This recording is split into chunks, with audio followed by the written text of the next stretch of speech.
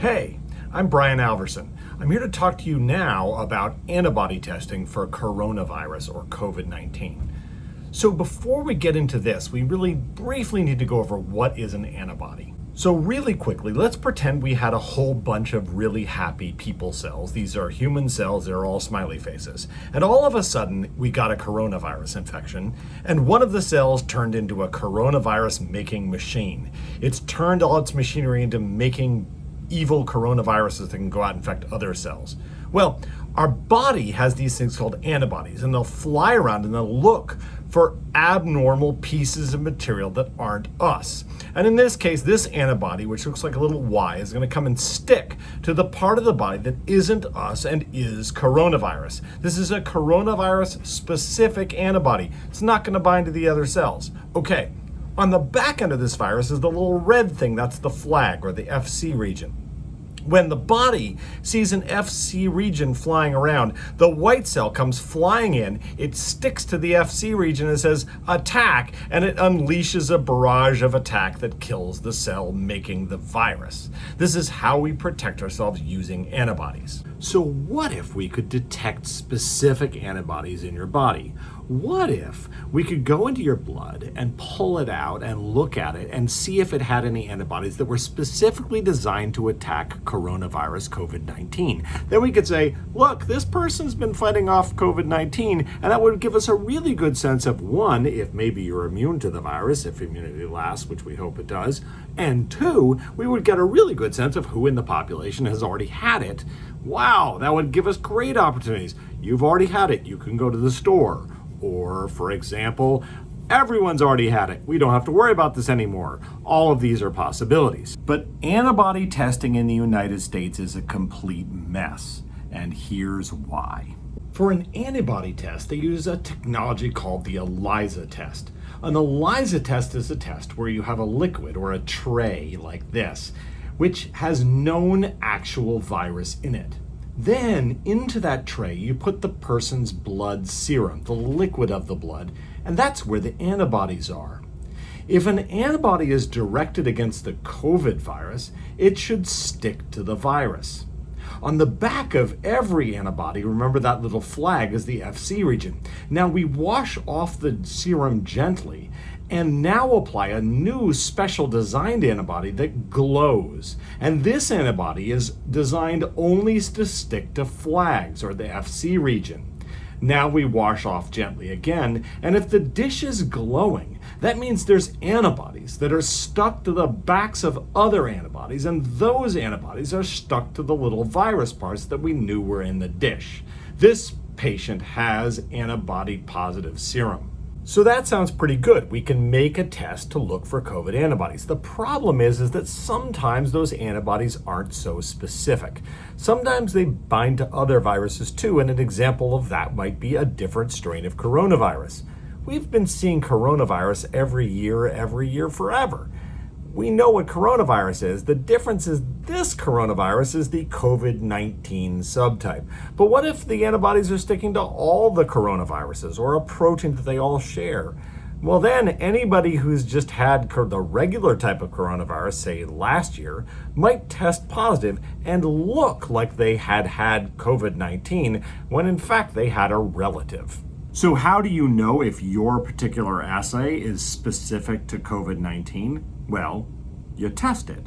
You test it with blood from people who you know have COVID and from people who you know have never had COVID, and then you see how accurate it is, which is great. And every antibody test is a little bit different. Now is where we get to the problem, and it's politics. The US government really wanted COVID-19 testing, so they rushed it through the FDA. And when you rush something through the FDA, you're in potential trouble because what if it isn't as good as you think? So right now on the market, there's at least 20 different antibody tests, and I can order any of them. The problem is, I have no idea how accurate they are because people sort of rushed it all through. And the real challenge is, it's hard to even do the test because it's hard to know if you're a person who's never had coronavirus at any point in the past as the person who would be the negative test result. So it's really hard to actually do these tests when we don't really know what we're dealing with. So instead of having a government that's sort of sitting there and overseeing things and figuring out which antibody test is how good, we even have individual hospitals testing these various systems to try and guess and figure out from their sample of blood what is the best test. None of these tests are perfect. So let's assume we had a test that was 90% sensitive and 90% specific. That's, historically speaking, a pretty good test. In other words, let's say we had one of the good ones, that 90% of the time if you have the disease, it's positive, and 90% of the time if you're healthy, it's negative. If you remember from my old PCR video, I talked about how specificity was really a problem, and getting a good specificity is really important. Now I'm going to show you why. So now let's go back to our state with 1,000 people in it. Each circle is a person. Let's pretend that 5% of the entire population has had COVID in this state. That's probably about what we are in the US. So that means these 50 people in the state have had COVID at some point, and the other 950 people have not had COVID. This is about what the US probably looks like right now. Now, of those 50 people, the test turns positive 90% of the time. Remember I said it was 90% sensitive. So we're going to get about 45 positive tests. We're going to say purple is positive here. Okay, but remember also that we said that this test was 90% specific. Remember I said I would talk about specificity being our downfall. This is the moment. What that means is that 90% of the people who have not had the disease, the blue people, will test negative. But 10% of those blue people will test positive. In other words, 10% will have false positives. So there'll be 95 tests in that population that are inappropriately positive. Those are those purples. But hold on a second. You don't have God here. You're on your own. So you don't know who's positive and who's negative when you started. All you got were these 140 positive tests. And 95 of them, the ones on the right, are wrong, which means that if you get a positive test out of this population, there's really only a 1 in 3 chance about that the people who are tested positive have actually had the virus. The test itself is 90% sensitive and 90% specific. It's a good test. But the problem is the population is way too far skewed towards the people who have not been exposed to the virus. So if you get tested and your test is positive for antibodies, there's only a 1 in 3 chance that it's true that you actually had the virus. The irony here is that as this infection becomes more predominant and more people are exposed, the test actually gets more accurate. What that means is, although it's still 90% sensitive and 90% specific, you have this less and less of that blue population of people who have never had the virus and who could accidentally test positive. The problem is as the virus becomes more predominant, the necessity for figuring out who's immune becomes less and less. And the reason for that is you have this thing called herd immunity.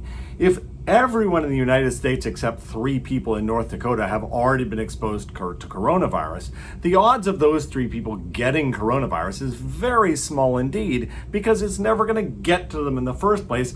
All the people who are already immune are getting in the way. So really, all this testing and all this statement about testing is fairly inaccurate.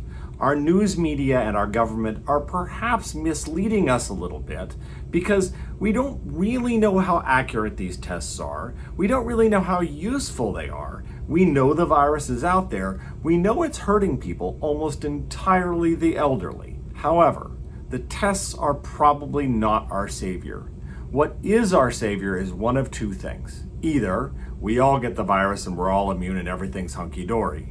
Or more likely, the virus tends to come around in different forms more often and we know we're in a little bit of trouble. In that case, our only savior really is going to be a vaccine. Not tests, but a vaccine. So keep your fingers crossed for the great coronavirus vaccine. If that vaccine comes and it works, we're going to be in really good shape.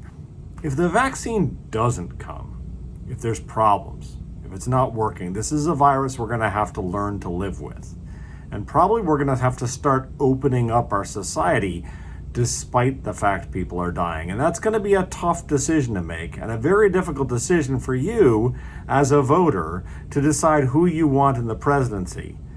Who do you think is going to be the person who's going to be able to figure this out the best? Who's going to be able to use science intelligently to figure out how best to manage coronavirus? I hope these videos were helpful to you. Peace out.